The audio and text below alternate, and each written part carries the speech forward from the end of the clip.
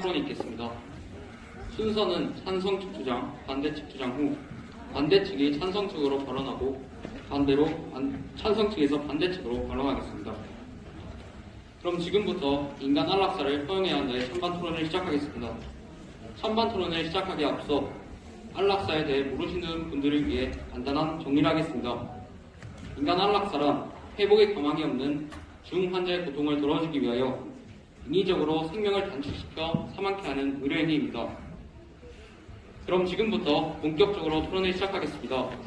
양측의 주장의 시간을 가질 텐데요. 찬성 측 주장부터 시작하겠습니다. 시작해주세요. 저희 첫 번째 주장은 고통 없이 삶을 마감할 수도 있답니다. 지속적으로 고통을 받으면서 삶을 연장하는 것보다는 평안한 마음으로 죽음을 맞이하는 것이 그 환자에 대한 배려라고 생각합니다. 두 번째로 경제 부담을 줄여줍니다. 완치 불확실한 환자의 경우 지속적으로 높은 비용의 병원비가 발생하고 그로 인해서 환자 가족들이 경제 부담까지 늘어날 수 있습니다.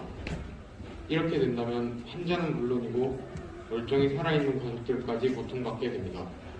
세 번째로 인간의 존엄성이 지켜지지 않는 무리한 삶의 연장을 할 필요가 없다는 것입니다. 실제로 불치병이나 시한부 환자의 경우 약 80%가 안락사를 희망한다고 합니다. 즉 본인들도 삶을 연장하는 것이 무의미하다고 생각하고 있다는 것입니다. 그래서 저희는 인간 안락사 허용에 대해 찬성합니다. 네, 찬성 측 주장 잘 들었습니다. 다음은 반대 측 주장이 있겠습니다. 시작해주세요. 첫 번째, 인권을 존중할 수 없게 됩니다. 쉽게 죽을 수 있기 때문에 쉽게 죽음을 결정하게 되고 이로 인해 생명을 경시하는 사회적 시선이 생길 가능성이 높아집니다. 두 번째, 담당이의 오진으로 인해 불필요한 죽음이 생길 수 있습니다. 실제로 5년 동안 식물인간으로 있었지만 다시 일어난 사례가 있듯이 안락사가 허용되면 성급한 판단으로 인해 다시 살아날 가능성이 있는 사람들이 죽을 수도 있습니다. 이러한 행위는 막아야 합니다. 세 번째로 안락사가 허용된다면 자살을 위장한 타살이 생길 수 있습니다. 환자 본인이 원하지 않아도 다른 사람에 의해 죽임을 당할 수 있으며 보험금이나 매매 등 여러 이유로 안락사를 위장한 범죄들이 생겨날 수 있습니다. 그래서 저희는 인간 안락사 허용에 대해 반대합니다. 네, 반대 측 주장 잘 들었습니다. 다음은 양측의 반론이 있겠습니다. 먼저 반대 측부터 찬성 측으로 반론 시작해주세요. 찬성 측에서 주장한 내용 중 경제적 부담을 낮추기 위해 안락사를 허용한다라고 하셨는데 이는 엄연히 인간의 생명을 지키는 인권인 생명권에 어긋나는 것 같습니다. 이에 대해서는 어떻게 생각하십니까?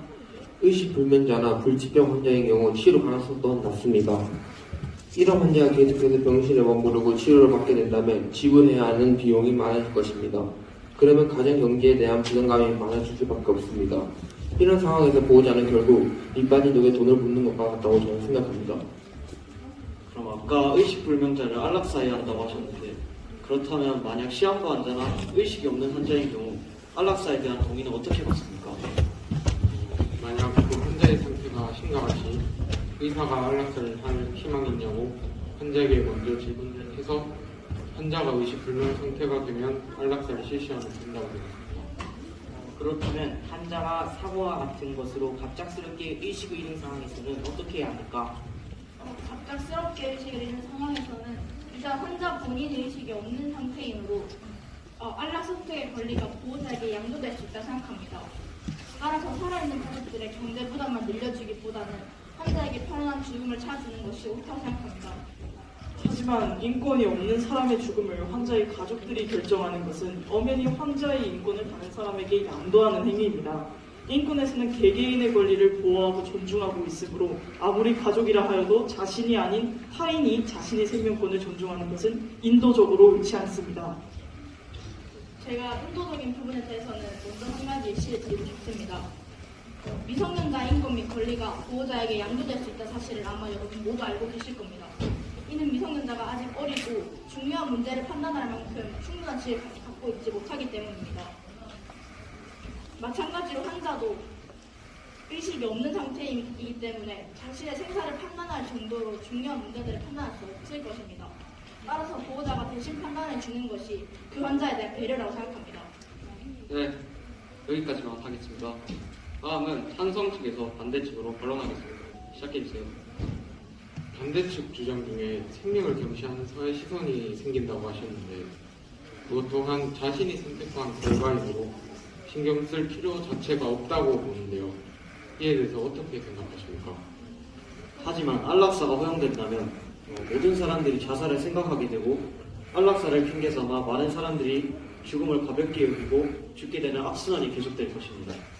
그렇다면 생명 존중 교육을 실시해서 그런 시선 없애면 된다고 저는 생각합니다. 어렸을 때부터 생명 존중을 의무적으로 실시한다면 생명을 경시하는 시선이 달라질 것입니다. 네, 여기까지만 하겠습니다. 찬성 측 발언을 포함한 양측 반론 모두 잘 들었습니다. 당청객 여러분, 안락사 허용에 대한 중고교생들의 열띤 토론 잘 들으셨나요? 그렇다면 객석에 계시는 여러분들의 생각은 어떠신지 한번 들어보는 시간을 가져보도록 하겠습니다. 당청객에 계신 최영 위원님부터.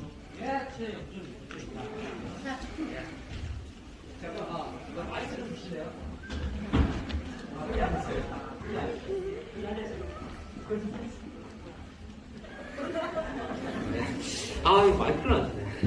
네, 최영준 리포터입니다. 저도 이 열띤 토론 아주 만족스럽게 잘 들었습니다. 이렇게 들어보니까 더 많은 분들의 의견이 궁금해지는데요.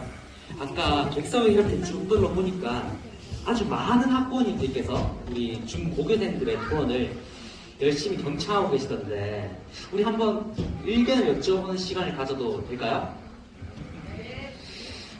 그럼 나는 안락사에서 찬성하신다 이런 의견을 가지신 분부터 먼저 손 들어주시기 바랍니다. 네, 빼시지 마시고 용기 내서 한번 들어보세요. 네, 우리 어머님. 네, 안락사에 대해서 찬성하신다 하셨는데 그 이유가 혹시 무엇인지 들어볼 수 있을까요? 예. 마이크 드릴까요? 네.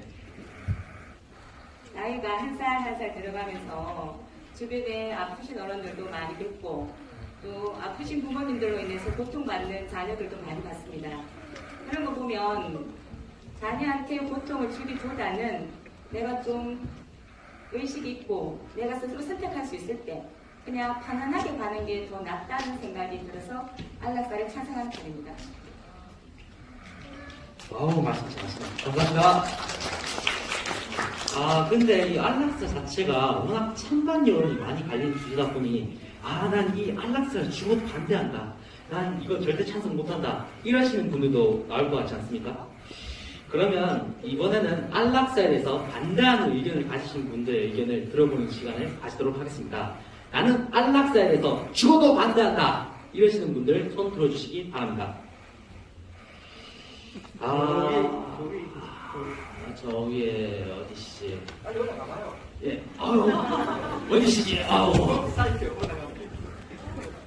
예. 왜 아무도 안 보이시지? 네. 여기 계시는군요. 제가 눈이 안 좋아가지고. 예. 저는 인간 안락사에 대해서 견제합니다. 이유는 의식불명이 된 사람은 자기가 안락사한테 여부를 고르지 못하는데 그걸 보호자한테 넘기면 그 사람의 인권이 사라지니까 좀 반대한다고 생각합니다. 네, 말씀 기억도 잘하시네요. 네, 잘 들었습니다. 역시 한 사람의 생명을 좌지우지하는 만큼 찬반 여론이 매우 분분한 것 같습니다. 오늘 이렇게 안락사에 대해서 알아보는 시간을 가지게 되어 우리 이제 토론 참여자분들도 토론 방청객분들도 좋은 추억으로 남은 것 같습니다. 이상 최영준 리포터였습니다. 감사합니다.